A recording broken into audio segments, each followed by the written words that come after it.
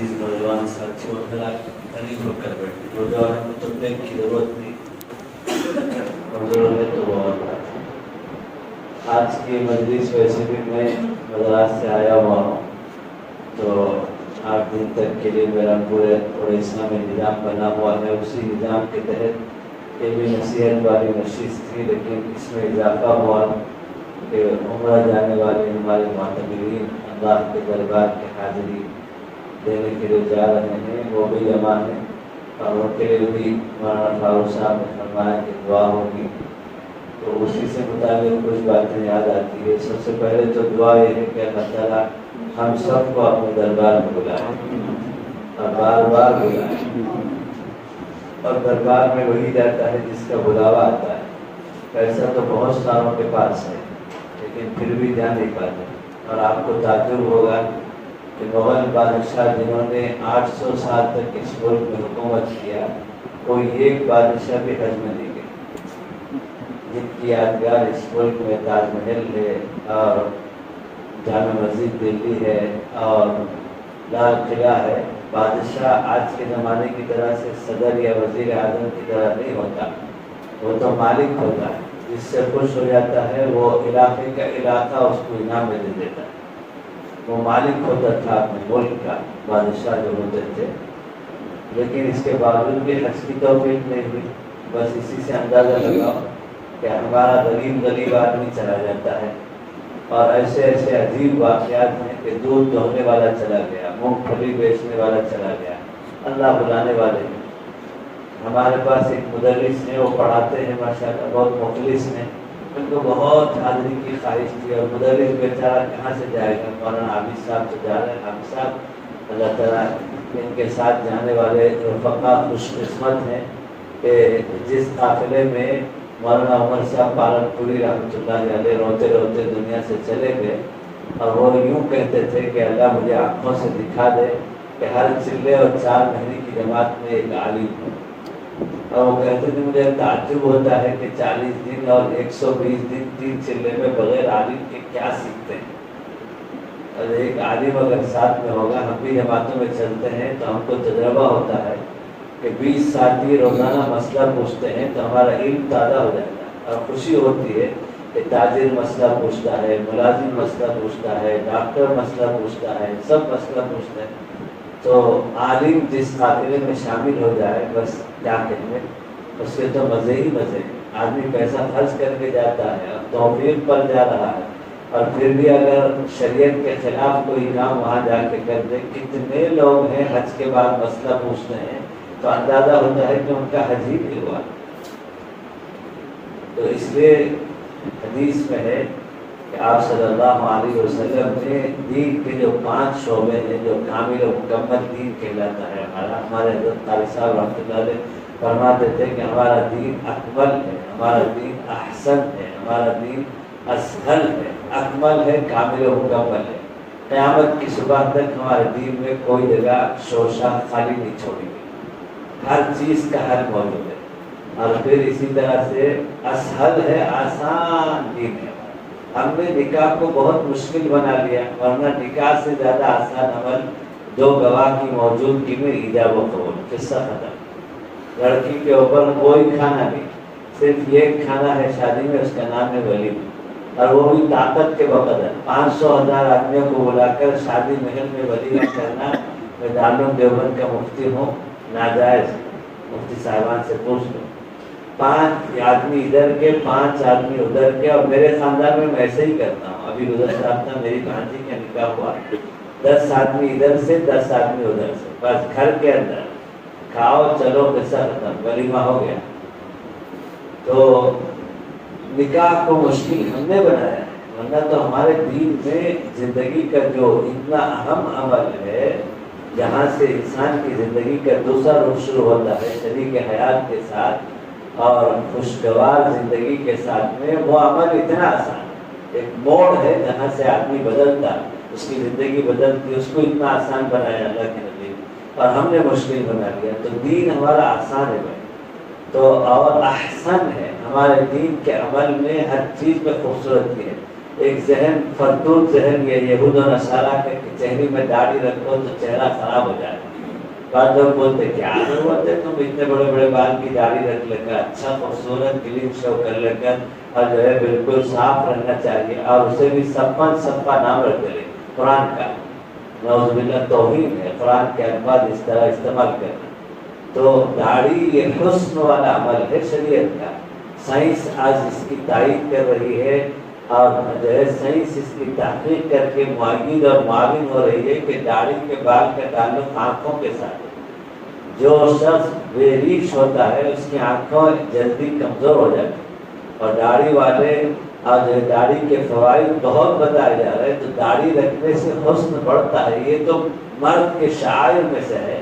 اور تجربہ کر کے دیکھ لو, جو داڑھی مونتے ہیں اور روزانہ صاف کر کے حجام کو پیسہ دے کر اس پر وقت لگا کر ڈسٹبن میں پھینکتے ہیں, قدرتی طور پر اگر کسی مرد کو داڑھی نہ آئے تو وہ ہجڑے کی طرح سے لگتا ہے. اور قاری صاحب ہمارے بتاتے تھے کہ ایک شخص کو داڑھی کے بال نہیں نکلے حیدرآباد میں, تو ڈاکٹروں کے پاس گھومتا رہا, آخر کچھ علاج نہیں ہوا.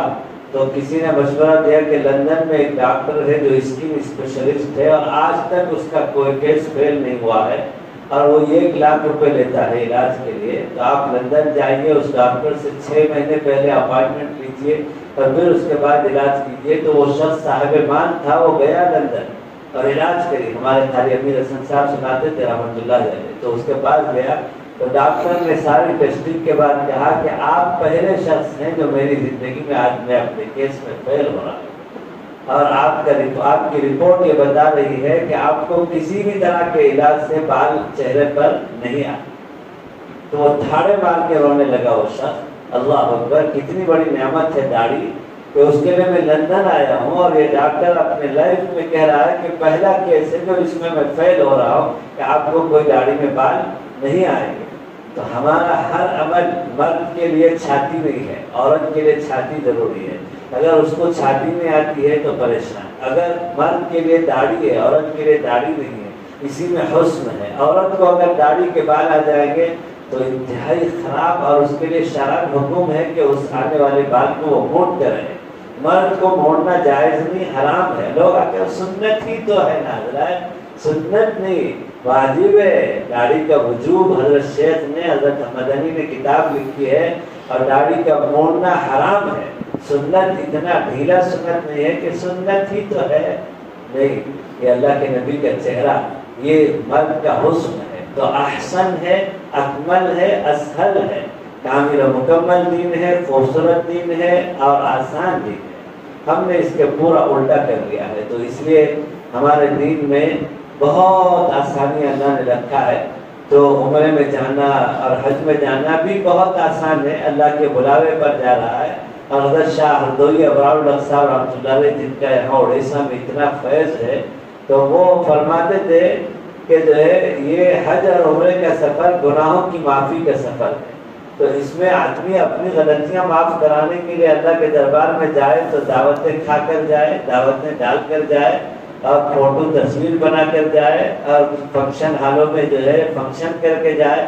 معافی کرانے کے لیے کوئی گناہ کر کے جاتا ہے کسی کی غلطی کے پاس اصلاح کے لیے, معافی کے لیے, تو وہ اس طرح دعوتیں کھا کر جائے گا. یہ وقت تو ہے کہ فرد کے پاس جا کر خود معافی چاہے. اس لیے کہ اس میں اچھی طرح سمجھ لو, حج میں جو یہ فضیلت ہے کہ ماں کے پیٹ سے جنے ہوئے اولاد کی طرح سے پاک ہو جاتا ہے, اسی طرح عمرہ کرنے والا. اور رمضان کا عمرہ الحمدللہ میں تو سالوں سے کر رہا ہوں, اللہ مجھے اور بھی توفیق دے. اس سال بھی میں رمضان میں گیا تھا. تو رمضان کے عمر تم لوگ بھی ارادہ کرو کہ اللہ سے دعا مانگو کہ اللہ رمضان کا عمرہ کرنے کے لیے صرف 1 گھنٹہ کافی ہے. کتنے 1 گھنٹہ, جس کے لیے اتنا ڈرامہ اور اتنے شعبہ بازی ہم کر کے جاتے ہیں, وہ تو صرف 1 گھنٹے کا عمل ہے بھائی. اور مولانا ارشد مدنی صاحب ایک دن جاتے ہیں عمرہ کر کے, پھر واپس دوسرے دن ہندوستان آ جاتے ہیں. تو مولانا جو ہے یہ عمل اتنا آسان عمل ہے, اس کو اتنا مشکل بناؤ. تو اس میں جو فضیلت ہے, رمضان کے عمرے کے بارے میں آپ صلی اللہ علیہ وسلم نے فرمایا عمرۃ فی رمضان تعدل کحج معی, اور کما قال علیہ الصلوۃ والسلام, رمضان میں عمرہ کرنا ایسے ہے جیسے میرے ساتھ حیات میں حج کیا. بہت بڑے بزرگ تھے حضرت شیخ خلیفہ علامہ سید یوسف بن نوری رحمۃ اللہ علیہ، کراچی میں ان کا مدرسہ ہے، 5000 طلبہ پڑھتے ہیں، ابھی بھی ان کے بیٹے ہیں مولانا سید سلیمان صاحب، انہوں نے حرم میں مجھے بتایا کہ ابا جی دعا کرتے تھے کہ اللہ حج فرض تو ہو گیا، ذمے سے فارغ ہو گیا، اب نفل حج آپ کرائیں نہ کرائیں آپ کے اختیار میں ہے، آپ بھی کراتے ہیں، لیکن میری آپ سے یہ التجا ہے، دعا ہے، درخواست ہے کہ موت تک میرے رمضان کا عمرہ نہ لانا، اس لیے کہ جب اللہ کے نبی کے ساتھ حج کرنے کا ثواب مل رہا ہے اور فضائل کی بنیاد پر ہم عبادت کرتے ہیں، یہ کریں گے تو یہ فضیلت، یہ کریں گے تو یہ فضیلت، اور بتانے والا کون ہے؟ آقا صلی اللہ علیہ وسلم ہے، اور آقا صلی اللہ علیہ وسلم سچ فرماتے ہیں، ان کے بعد میں اگر شبہ بھی کریں گے تو ایمان باہر چلا جائے گا، ایمان سے باہر نکل جائے گا آدمی، تو اس لیے آپ صلی اللہ علیہ وسلم فرماتے ہیں میرے ساتھ حج کرنے کے برابر ہے، تو اس لیے ماشاءاللہ تو یہ جو فضیلتیں ہیں اس کی فضیلت کو اچھی طرح سمجھ لو،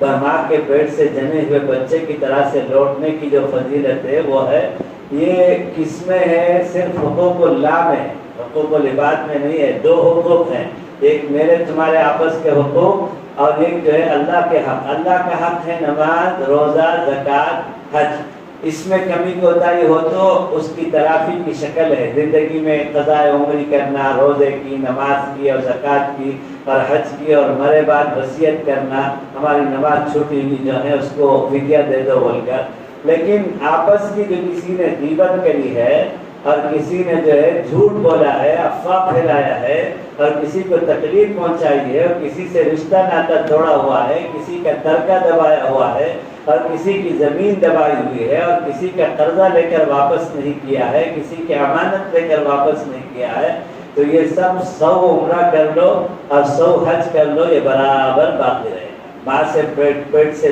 1 لاکھ روپے خرچہ کر کو 5 لاکھ روپے جو قرضہ ہے وہ معاف نہیں ہوتا، برابر ناپ کے 5 لاکھ روپے دینا پڑے گا۔ اگر قرضہ ہے تو حج فرض ہی نہیں ہوتا ہے، کسی سے قرض لے کے عمرے میں اور حج میں جانے کی شریعت میں اجازت ہی نہیں ہے، تو اس لیے اچھی طرح سمجھ لو کہ حقوق العباد کا مسئلہ جانے والے جتنے ہیں وہ سب اپنا جائزہ لیں، محاسبہ کریں۔ اگر ہمارے اوپر آج کل ایک تفریح ہو گئی ہے، اللہ کے نبی صلی اللہ علیہ وسلم نے بتایا کہ قیامت کے قریب میں عمرہ اور حج جو ہے، یہ ٹور کا لفظ جو ہے نا وہ خود تفریح ہے، ٹور کا مطلب ہی تفریح ہے، ٹریولس اینڈ ٹورز جو بولتے ہیں نا، تو یہ تفریح ہے، اللہ کے نبی نے فرمایا تفریح ہو جائے گی، تو اس لیے اس وعید پر کہیں ہم نہ اتریں کہ ہمارے اوپر دوسروں کا حق ہے، اس کے باوجود ہم عمرے میں جا رہے ہیں، تو جانے سے پہلے طے کر لو جس کا قرضہ ہے کہ بھائی تمہارا قرضہ تو مجھے ادا کرنا ہے، میرے ذمے میں ادا کروں گا، مجھے بلاوا آ گیا ہے اللہ کی طرف سے، ایک وسیلہ پیدا ہو گیا، اس لیے میں جا رہا ہوں، لیکن جن جن کی دین ہے، زمین کی، ترکے کی، امانت کی، قرضے کی، وہ سب ابھی سے پورا ٹھیک کر کے جاؤ۔ تو اس لیے ایک بات تو یہ ہے، دوسری بات یہ ہے کہ واپس آنے کے بعد جانے سے پہلے جانے والے مقدس اللہ کے دربار میں، اللہ کے نبی کے دربار میں جا رہے ہیں تو حکم یہ ہے کہ ان سے دعا کی درخواست کرو، ان کی دعا قبول ہوتی ہے، جاتے وقت بھی، دوران قیام بھی، مکہ مکرمہ مدینہ منورہ میں، اور واپس آنے تک بھی۔ لیکن حضرت شاہ ہردوئی امت کے نباس تھے، ڈاکٹر اور طبیب تھے، معالج تھے، وہ فرماتے تھے کہ حاجی کی دعا اس وقت تک قبول ہوگی جب تک وہ کوئی گناہ نہ کرے، اور حاجی ابھی سے گناہ کرتا ہے، مینا سے عرفات سے، حج ہوتے ہی فوراً فون شروع، ضرورت دبا کر نفس کو کنٹرول میں رکھتا ہے، حج سے پہلے، حج ہوتے ہی فوراً بزنس کے فون شروع ہو جاتے ہیں، وہاں سے جھوٹ بولتا ہے، میں جو ہے باہر وہ سفر میں کرتا، انہیں پوچھتا کون سے سفر میں، کب آتے ہیں، کہ تو بولتا ہے کہ حج میں ہوں کر، شرم آتی بولنے کے واسطے، جھوٹ بولنا ہے نا، تو اس لیے وہیں سے جھوٹ شروع، وہیں سے غیبت شروع، وہیں سے بدنگاہی شروع۔ بدنگاہی کا گناہ تو حاجی کے ساتھ ایسا لگا ہوا ہے، میں خود دیکھا ہوں، عرفات میں حالت احرام میں مجمع میں کھڑے ہو کر دعا کر رہے ہیں، اور جو ہے برابر گڈیریاں دعا ادھر چل رہی ہے اور ادھر ایک لڑکی، خوبصورت لڑکی پر آنکھیں ٹک گئی ہے، ہاتھ ادھر اٹھ کر ہے، اور ادھر وہاں پوری دنیا کی حسینائیں آتی ہیں، اور کسی ملک میں، ہمارے ملک میں ہمارے بزرگوں کی محنت کی وجہ سے نقاب کا پردہ ہے، تو کئی ممالک میں نقاب کا پردہ ہی نہیں ہے، کھلی رہتی ہیں، برقع بھی نہیں ہوتا، تو جو ہے ہمارے مرد وہاں جا کر مطاف میں بیٹھ کر عورتوں کو دیکھتے رہتے ہیں، اور جو ہے اس میں کیا کہتے ہیں مزدلفہ میں مینا میں دیکھتے رہتے ہیں، اور جو ہے عرفات میں دیکھتے رہتے ہیں۔ یہ آنکھوں کا گناہ، یہی گناہ ہے۔ ایک نکتہ میرے سمجھ میں آیا کہ اللہ تعالیٰ دوسرے سب گناہ میں سے تو مردوں کو عورتوں کو ملا کو بولا ہے، وَلَا تَقْرَبُوا الزِّنَا، زنا سے قریب مت ہو، عورت بھی مرد بھی سب بھی مراد ہیں۔ لیکن نگاہ کی گناہ کا ایسا خطرناک گناہ ہے کہ الگ الگ بولا ہے کوٹ کر کے قرآن میں 18ویں پارے میں، قُل لِّلْمُؤْمِنِينَ يَغُضُّوا مِنْ أَبْصَارِهِمْ وَيَحْفَظُوا فُرُوجَهُمْ۔ اے نبی جی آپ کہہ دیجئے مومنین مردوں سے کہ وہ اپنے آنکھوں کی حفاظت کریں اور اپنے شرمگاہوں کی حفاظت کریں۔ پھر یہی بات کو الگ سے باتوں میں وَقُل لِّلْمُؤْمِنَاتِ يَغُضُضْنَ مِنْ أَبْصَارِهِنَّ وَيَحْفَظْنَ فُرُوجَهُنَّ، اور نبی جی کہہ دیجئے مومنین مومنات عورتوں سے کہ وہ اپنی نگاہوں کی حفاظت کریں اور جو ہے اپنے شرمگاہوں کی، وہی بات ہے لیکن دونوں کو الگ الگ کہہ رہے۔ اس سے اہمیت معلوم ہوئی کہ یہ انتہائی خطرناک گناہ۔ حاجی کے ساتھ یہ سب گناہ حج میں بھی، مزدلفہ میں بھی، عرفات میں بھی۔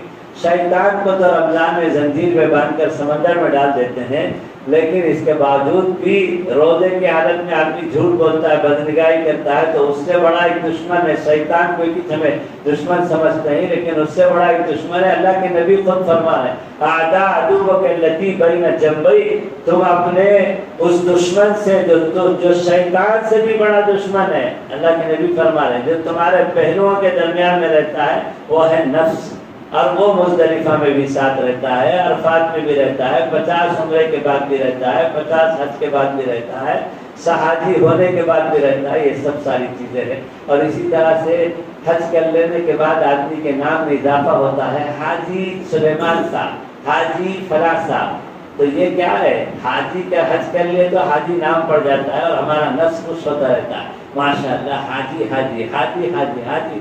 تو میں کہتا ہوں اگر تم رات کو سوتے ہو تو تمہارا نام اگر سوتی ہم بلائیں گے تو تم کو پسند آئے گا، ہاں؟ اور سب کام کے بارے میں اگر تم کو اسی نام کے ساتھ پکارا جائے گا، پکاتے ہو تو پکاتی اگر بلائیں گے تو ہر کام کے ساتھ وہ کام کی نسبت ہو سکتی ہے نا۔ تو حجی کی عبادت ہے، حج کر لیا ہے، پھر حاجی حاجی کیوں چیز ہے؟ یہ نفس کی غذا ہے، نفس کو مزہ آ رہا ہے کہ لوگ ہم کو حاجی بلائیں۔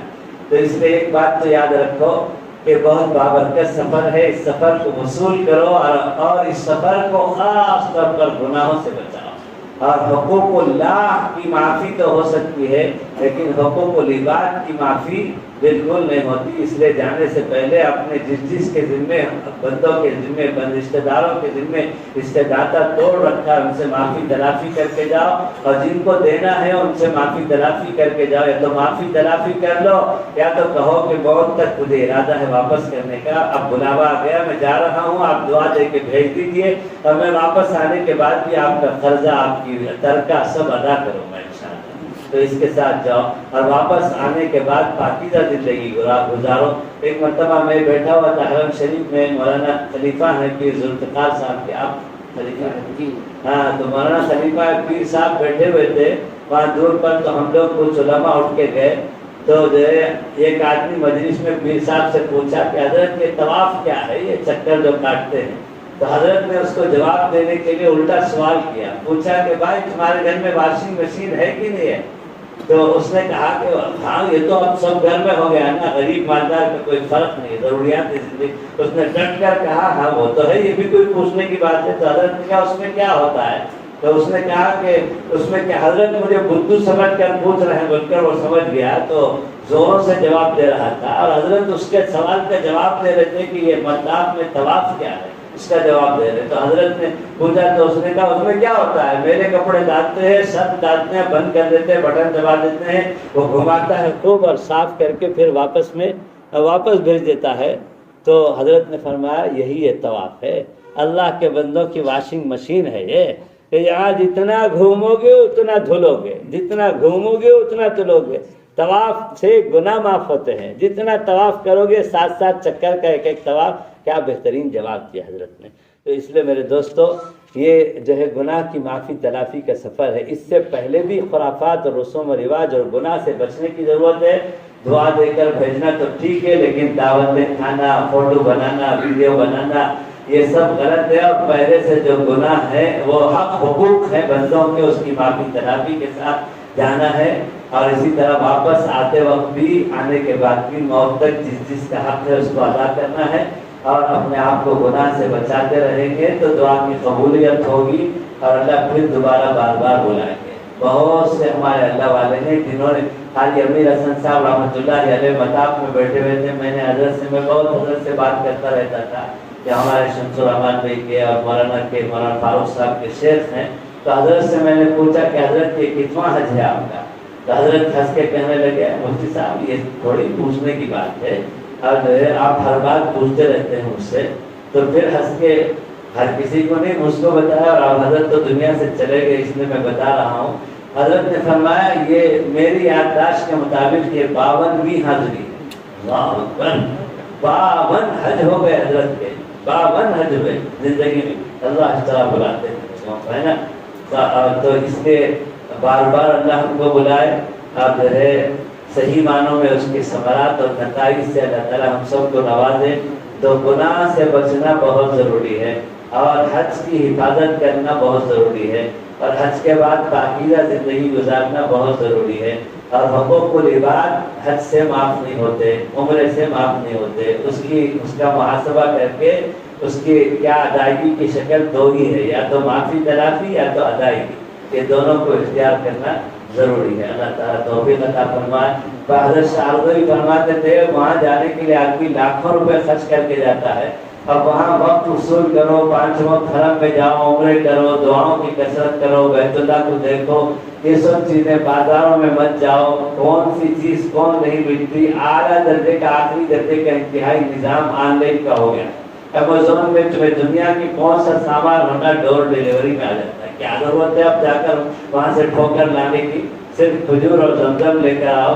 اور مکہ مکرمہ کا تحفہ آج ہی میں میرے شیخ کی کتاب میں نے ملفوظات حضرت کے جمع کیے ہیں، تو میں پڑھ رہا تھا واٹس ایپ میں کہ حضرت فرماتے ہیں مکہ مکرمہ کا تحفہ عمرے اور حج میں جانے والوں کے لیے ہے کہ توحید کی یاد تازہ کریں، اللہ کی طاقت اور قدرت کا، شرک کو اپنے اندر سے نکالیں۔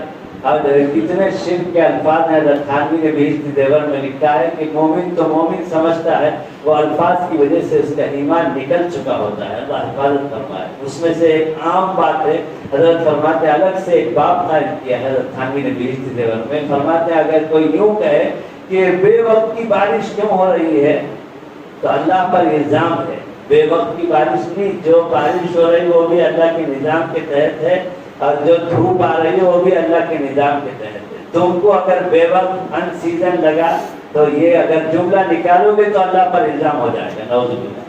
تو اس لیے اللہ کے نظام کے تحت، پوری پلاننگ کے تحت کب دھوپ کب بارش سب اسے معلوم ہے، تو بہت سے جملے ایسے ہیں۔ تو اس لیے مکہ مکرمہ میں توحید کو تازہ کر کے لائے کہ ہر چیز کرنے والی ذات اللہ کی ہے، سب کچھ کے بغیر سب کچھ کرنے والی ذات کا نام اللہ ہے، یہ توحید کو مضبوط کر کے آئے۔ اور دوسرا کام جو ہے، دوسرا روحانی تحفہ حج کا، 2 جگہ روحانی تحفے دو اور ایک مادی تحفہ۔ تو روحانی تحفہ مکہ مکرمہ میں ایک تو توحید اور دوسرا ہجرت، اللہ کے نبی نے اپنے وطن کو چھوڑا تھا اللہ کے دین کے لیے، 1 لاکھ رکعت نماز والی سرزمین کو چھوڑ کر مدینہ منورہ گئے، کاہے کے لیے گئے؟ اپنی راحت کے لیے نہیں گئے، اللہ کا حکم ہوا دین کے لیے گئے۔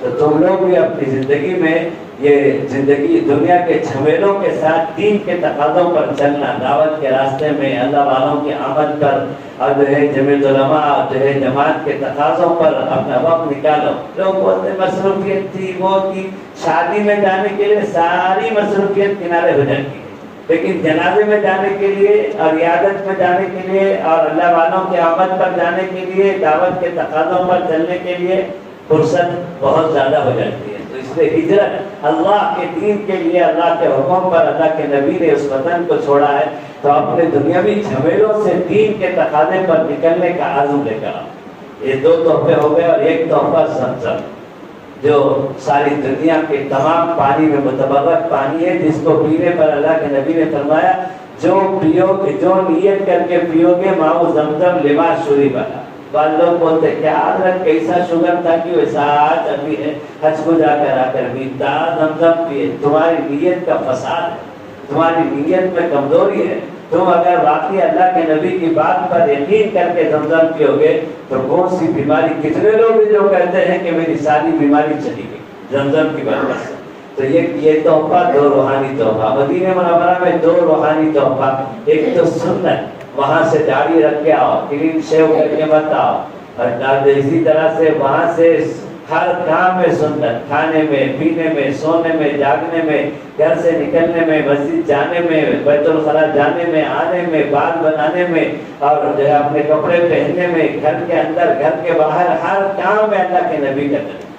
یہ سنت کا جذبہ لے کر آؤ اور سنت کی زندگی لے کر آؤ۔ دوسرا تحفہ، روحانی تحفہ، دعوت، وہیں سے پورے دین کو اللہ کے نبی صلی اللہ علیہ وسلم نے صحابہ کو بھیج کر پھیلایا۔ یہ دعوت اور سنت، دعوت کے دین کا جو بھی حصہ میرے پاس ہے میں اسے دوسرے میں منتقل کروں گا۔ مجھے جو دین پہنچ رہا ہے اس کو آگے بڑھانا میری تمہاری ذمہ داری ہے۔ یہ دعوت کا، اور دعوت کے لیے پچھلے 4 مہینے یہ بھی ایک شکل ہے، اور اسی طرح تم جس سے بھی لو، چائے کی دکان میں جاؤ تو وہاں بھی کوئی دعوت کا عمل ہونا چاہیے۔ اپنے کسی ساتھی کو کوئی ایک چھوٹا سا، ہمارے حضرت قاری صاحب شارٹ کلپس، آج کی زبان میں لمبے چوڑے بیانات تو حضرت کرتے نہیں تھے، شارٹ کلپ، ایک چیز بتا، ایک سنت اس کا فائدہ، ایک گناہ اس کا نقصان، اتنا بتا دو۔ 1 منٹ کا مدرسہ حضرت شاہ ہردوئی کا کہ جو افادات کو حکیم اختر صاحب نے جمایا، اتنا بہترین، ایک سنت اس کا فائدہ، ایک گناہ اور اس کا نقصان، بس اتنا بتا دو، یہ ہے دعوت۔ تو اس لیے سنت اور دعوت، یہ روحانی تحفہ مدینہ منورہ کا، اور ایک مادی تحفہ کھجور، بس کھجور لے کر آؤ، اور اس میں بھی کھجور میں آدھا کلو دینے کی ضرورت نہیں ہے، تبرک تو چند دانے ہی دیے جاتے ہیں، اس لیے اتنا ٹھوکے مت لاؤ، اور جو ہے وزن سے زیادہ، قانون سے زیادہ، ڈر کر کہاں پکڑ لیتا کیا کرتا، چھوڑ کر چلے جاؤ، اور جو ہے بے عزتی ذلت کے ساتھ میں، وہیں سے ذلت شروع ہو گئی قانون کی خلاف ورزی کی وجہ سے۔ تو اس لیے جتنے قانون میں گنجائش ہے اتنا لے کر آؤ، کھجور اور زمزم، بس اتنا ہی دو، اور کوئی چیز نہیں، اور دعا خوب کرو، اور اپنے خواص کے لیے طواف کرو، اور جو لوگ سلام بھیجتے ہیں ان کا سلام آقا صلی اللہ علیہ وسلم کے پاس پیش کرو۔ مدینہ منورہ میں رہتے ہوئے خوب درود شریف کرو، تلاوت کرو، یہ قرآن پورا پڑھ کے اللہ کے نبی کو اِیصال ثواب کرو، اور اسی طرح سے استغفار کرو۔ یہ 3 چیزیں مدینہ منورہ میں رہتے ہوئے، تلاوت کی کثرت، اور درود شریف کی کثرت، اور استغفار کی کثرت، اور مکہ مکرمہ میں کلمہ طیبہ اور کلمہ شہادتین، اول کلمہ دوسرا کلمہ، اس کی کثرت کرو، تلاوت کی کثرت کرو، اور استغفار کی کثرت کرو۔ یہ اعمال، اور حرم شریف میں جا کر نماز پڑھو۔ افسوس ہوتا ہے بہت سے لوگ وہاں پہنچ کر بھی کمروں میں نماز پڑھتے ہیں اور نماز حرم کی چھوڑتے ہیں۔ 5 وقت نماز میں جاؤ۔ میرا معمول ہے، تجربہ ہے، سالوں کے بعد میں وہ آپ کو شیئر کر رہا ہوں کہ رات میں حرم شریف میں رہنے کی کوشش کرو، دن میں سو جاؤ، اشراق تک رہ کر آؤ، اس کے بعد سو جاؤ، پھر ظہر جاؤ، اور پھر آ جاؤ، کھانا کھا لو، پھر عصر 5 بجے جاؤ۔ حرم شریف کی جماعت کی عصر کی میسر آتی ہے تو جلدی ہو جاتی ہے، سونے کا آرام کا موقع نہیں ملتا، تو ہم حنفی لوگ ہیں تو ہم دیر کر کے آخری وقت میں عصر پڑھتے ہیں، تو 5 بجے حرم جاؤ، 5 بجے حرم میں اپنے ساتھیوں کے ساتھ جماعت کی نماز پڑھ لو، پھر مغرب پڑھ لو، پھر عشاء پڑھ کے آ جاؤ، اور کھانا کھا کے چائے وائے پی کے پھر حرم چلے جاؤ، رات بھر حرم میں رہو، اشراق تک رہو، اشراق پڑھ کے حرم سے آؤ۔ اکثر بزرگوں کو میں دیکھتا ہوں راتوں میں حرم، اور میرا بھی یہی، آسانی سے 10 طواف 15 طواف ہو جاتا ہے۔ رات میں 75% مجمع جو ہے کمروں میں رہتا ہے، اور ہم کو بہت آسانی سے، تو رات جاگو، دن میں سو جاؤ، فجر کے بعد دوپہر تک، پھر دوپہر کے بعد عصر تک سو جاؤ، پھر رات پوری جاگو، یہ نظام بناؤ۔ اسی طرح سے، اور جو ہے حضرت شاہ ہردوئی فرماتے تھے کہ اگر وہاں جا کر بھی سستی کاہلی ہوتی ہے، نفس قابو میں نہیں آتا ہے، تو حضرت کی بات یاد آ رہی ہے، حضرت فرماتے تھے نفس کو کنٹرول کرنے کے لیے وہاں روزانہ ایک بات کو سوچو، کیا کرتے ہو، ہمیں بستی میں گاؤں میں رہتے ہیں نا، ویسا ہمارا دین نہیں ہے، یا تو خالی کھانا پینا کو ابا کما کو اپنا بات کے سو، اور وہاں ہمیں خود 1 لاکھ روپے خرچہ کر کے 15 دن گزارتے سو، تو 1 لاکھ روپے کو 15 دن سے تقسیم کرو، کتنا دن کتنا ہوتا، 6 15 90، 7 15 105، تو ایک دن وہاں کے قیام کا ہمارا 7,000 روپے کا ہے۔ کتنا دن ہے؟ نفس کو بولو، یہاں کیا بھی بابا کا مفت کا دن نہیں ہے، یہاں تو 7,000 روپے کا ایک دن ہے۔ ہر دن ایک دن گزر گیا حرم شریف کا تو 7,000 روپے چلے گئے، ریڈیوس ہو گیا 1,00,000 روپے میں سے، ہے نا؟ تو اس لیے نفس کو قابو میں کرنے کے لیے بولو یہاں کا دن تو 7,000 روپے خرچ کر کے آئے ہوں بھائی، 4.5 لاکھ روپے حج کمیٹی میں، تو حج کے دنوں کو 4.5 لاکھ روپے میں تقسیم کرنا تو نفس تب قابو میں آ جاتا۔ ایسا خالی 100 رکھ رہے تو کام چلے گا نہیں، کچھ تو عبادت کر کے لے جانا ہے۔ اللہ تعالیٰ توفیق عطا فرمائے، جانے والوں کی حاضری کو بے انتہا قبول فرمایا۔ اور یہ خالی حاجیوں کو کی نصیحت نہیں ہے، سب کو بھی ہے، نمازیاں کو بھی ہے۔ ایسا ہوتا ہے جیسے عرضی فرماتے تھے کبھی نماز چھوٹتا نہیں، اس کے ساتھ ساتھ غیبت کا عادت ہے، یہاں سے مسجد سے نکل کو پیٹ پہ پھکارا رکھتا ہو، بے قراری دوسرے کی غیبت کرے تک وہ پھکارا اترتا نہیں۔ تو اس لیے جو ہے وہ غیبت کے گناہ میں بھی ہے نو ہمیشہ کے نمازی ہیں، ایسا بدنگاہی کے گناہ۔ تو سب کے لیے یہ ہے نیکیوں کے ساتھ گناہ سے بچنا ضروری ہے، کریں گے انشاءاللہ اللہ تعالیٰ۔ اور اس کے لیے ہمارا تعلق علماء سے ہونا چاہیے، اللہ والوں سے ہونا چاہیے۔ اللہ والوں سے علماء سے تعلق رہے گا تو ہمارے گناہ کس نوعیت کا ہے، کتنا بھیانک ہے، اس سے توبہ اور صفائی کا طریقہ کیا ہے، یہ علماء بتائیں گے، ہے نا؟ تو اس لیے علماء سے اللہ والوں سے تعلق رکھو گے تو انشاءاللہ گناہوں سے بچنے آسان ہو جائے گا، پاکیزہ زندگی ملے گی۔ اللہ تعالیٰ توفیق عطا فرمائے۔ یا رب صلی وسلم دائما ابدا علی حبیبک خیر الخلق کلهم۔ مولانا آپ دعا کراتے ہیں؟ نہیں آپ جانے والے، آپ جانے والے، ایک اور دعا ہوگی کیا؟ آپ تھوڑا سا کچھ کہنا ہے۔ اچھا مذاکرہ کرتے ہیں۔ یا رب صلی وسلم دائما ابدا علی حبیبک خیر الخلق کلهم۔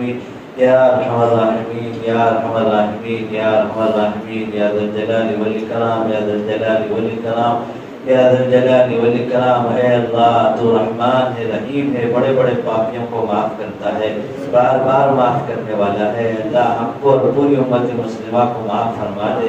اے اللہ تو کریموں کا کریم ہے، اب تک کرم کرتے چلا رہا ہے، مزید کرم فرما دے، ہماری اور پوری امت مسلمہ کی مغفرت فرما دے۔ اے اللہ یہ بندے یہ بندیاں تیرے بلاوے سے تیرے گھر میں آ رہے ہیں، اے اللہ ان کی حاضری کو بے انتہا قبول فرما۔ اے اللہ قبولیت کے لیے جن صفات کی ضرورت ہے وہ صفات اپنے عطیہ ان کے اندر پیدا فرما دے۔ اے اللہ ہم سب کو مقبول حاضری بار بار نصیب فرما۔ اے اللہ اسباب محرومی سے حفاظت فرما۔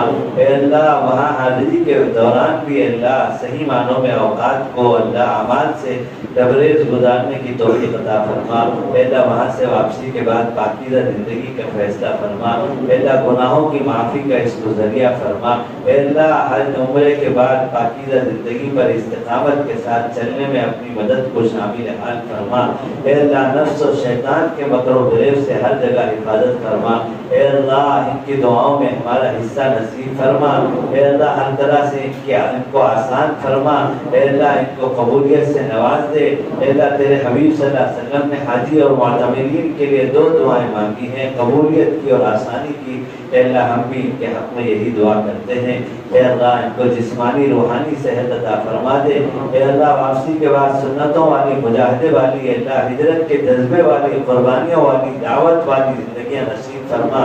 اے اللہ رحم کا کرم کا معاملہ فرما۔ اے اللہ عفو کا عافیت کا معاملہ فرما۔